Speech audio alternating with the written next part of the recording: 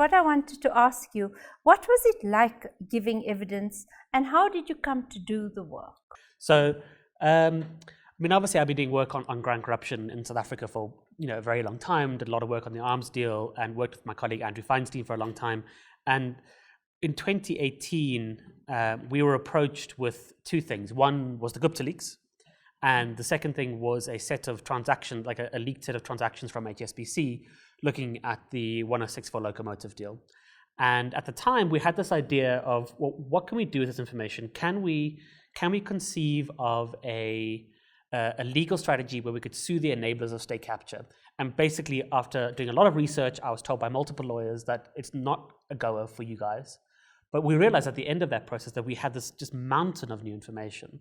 So part of what we did was that we used a slightly different technique of interrogating the GIBS leaks than other people had used. We used forensic software to go through it, and in so doing came up with all this new stuff. And we were like, okay, what are we going to do with this? And Zondo was the logical option. So we made two submissions to the Zondo Commission, one on Estina, one on Transnet, and I gave evidence on both of those. The Commission said, this is interesting, come and talk to us. And then immediately thereafter, after the evidence finished, the flow of funds team at the Commission, which is looking specifically just at the money flows, said to me, we've been looking into and trying to trace the money from state capture, and specifically the money that had been paid to places like Regiments and Trillion had been laundered out of the country, and we still can't quite make sense of it. Can you come and review this material, and also just sort of try and help us shape it into something? So I spent 6 months working with this team, who I thank at the beginning of the book, because it was this collection of astonishing advocates and forensic auditors, and I think it was probably one of the most gratifying and satisfying pieces of work I've ever done, because I was working with this team of people who were utterly committed to uncovering the truth of what was going on. So we spent 6 months working together, myself and the Commission, and the end point of which was this mega 500-page report that set out how much money was stolen from state capture and how the money was laundered. You mean the final report, 5,000 words, 5,000 pages? Well, no, the report that I did for the Commission was the money laundering report, yes, which was 500 written pages but 13,000 pages of evidence. Wow. And I mean, it was terrifying to give the evidence, because you're always worried about making a mistake. I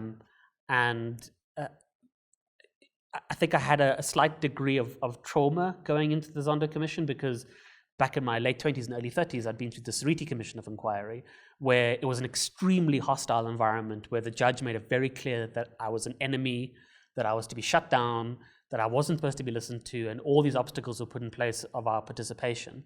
So I walked into the Zondo Commission with a bit of I've been in this sort of lion's den before, and it was pretty awful. What's it going to be like now? And it was fundamentally different.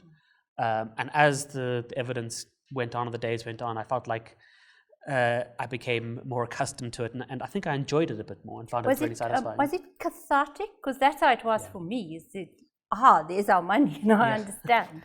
I think it was cathartic from two perspectives. One, it was cathartic when we finally, the process of researching all the money, we just had this enormous stack of bank statements that just didn't make any sense. And then suddenly, about a month or two before I gave evidence, it all clicked together and we understood what we were seeing. And it was this moment of like, we've got this. We understand how the Guptas were using these networks. And then being able to set that out in front of a judge who was, listening with an open mind, was interested in the topic, wanted to hear the evidence.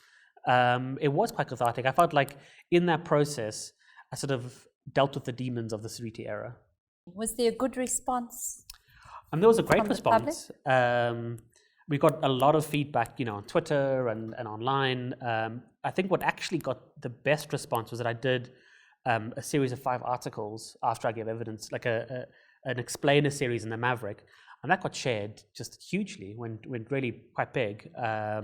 And we got some very nice comments via our website and our Twitter, and we got some not so nice comments via our website and Twitter. But at least it showed people were engaging.